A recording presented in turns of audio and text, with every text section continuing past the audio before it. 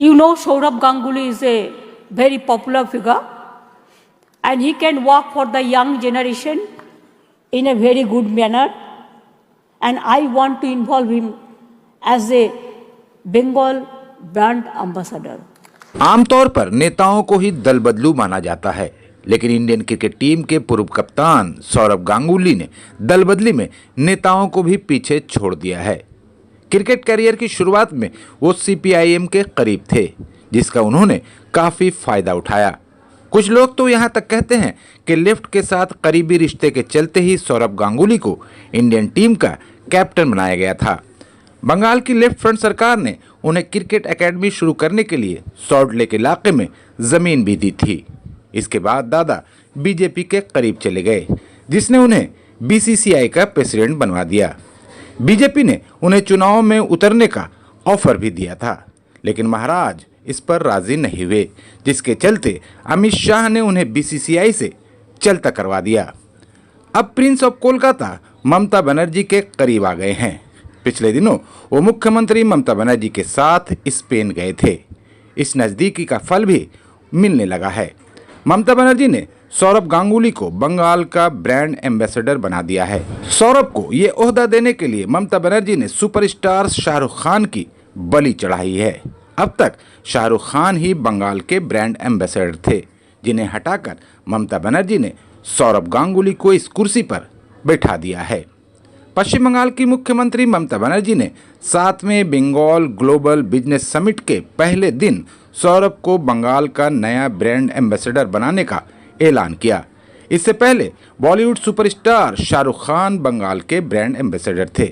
ममता बनर्जी ने कहा कि सौरभ गांगुली बहुत लोकप्रिय हैं और वो नौजवानों के लिए बहुत अच्छे तरीके से काम कर सकते हैं। मैं उन्हें बंगाल के ब्रांड एम्बेसडर के रूप में शामिल करना चाहती हूँ। मुख्यमंत्री ने कहा कि सौरभ गांगुली देश के सबसे लोकप्रिय क्रिकेट खिलाड़ियों में से एक हैं। उन्हें दादा के नाम से भी जाना जाता है। इसकी 2 वजह हैं। पहली ये कि वो बंगाल से हैं, जहां बड़े भाई को दादा कहा जाता है। इसी वजह से सभी फैन उन्हें बड़ा भाई मानते हैं और दादा कहते हैं। इसके अलावा सौरभ ने टीम इंडिया का कप्तान रहते हुए जमकर दादागिरी की थी। उन्होंने इंडियन टीम को आंखों में आंखें डालकर जवाब देना सिखाया था और सही मायने में इंडियन टीम ने लड़ाई करना उन्हीं की कप्तानी में सीखा है। इस मौके पर सौरभ गांगुली ने भी ममता बनर्जी की जमकर तारीफ की। सौरभ ने कहा कि दीदी मुझे हर अच्छे मौके पर बुलाती हैं, मैं उनके प्यार से अभिभूत हूँ।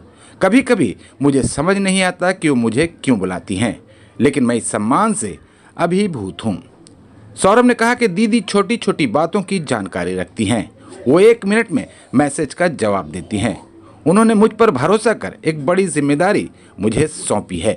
बंगाल की तरक्की के लिए मुझसे जितना भी हो पाएगा मैं करूँगा। ममता बनर्जी के साथ सौरभ गांगुली की नई जुगलबंदी उसी वक्त से चर्चा में आ गई थी जब सौरभ मुख्यमंत्री के साथ स्पेन और दुबई के दौरे पर गए थे। उसी वक्त ये एहसास हो गया था कि दोनों के बीच कोई खिचड़ी पक रही है। कुछ जानकारों का कहना है कि सौरभ कभी भी अपना फायदा देखे बिना किसी के साथ हाथ नहीं मिलाते हैं। बीजेपी में उनके लिए फिलहाल कुछ भी नहीं है।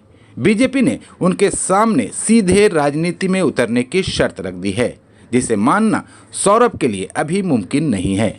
लेफ्ट पहले के मुकाबले बंगाल में कमज़ोर हो गया है। सबसे बड़ी बात यह है कि लेफ्ट के पास सत्ता नहीं है, इसलिए अब सौरभ के पास ममता बनर्जी के साथ हाथ मिलाने के अलावा कोई रास्ता नहीं है, क्योंकि सौरभ ने अब एक नई पारी की शुरुआत की है। वो अब बिजनेसमैन बन गए हैं। वो बंगाल में एक स्टील प्लांट लगाने वाले हैं, जिसके लिए उन्हें ममता बनर्जी की सरकार से सस्ती ज़मीन चाहिए। इसलिए उन्होंने ममता बनर्जी से हाथ मिलाया है। ममता बनर्जी भी सौरभ को अपने करीब रखकर उसका सियासी फ़ायदा उठाना चाहती हैं।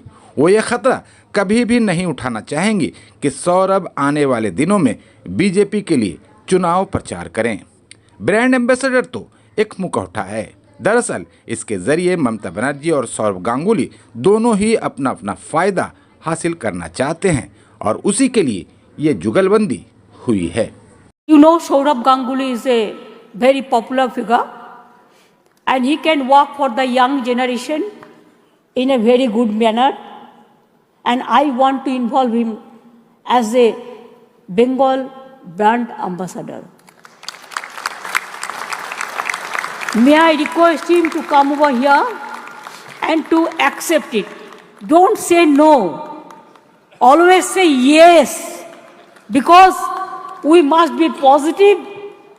We must be constructive.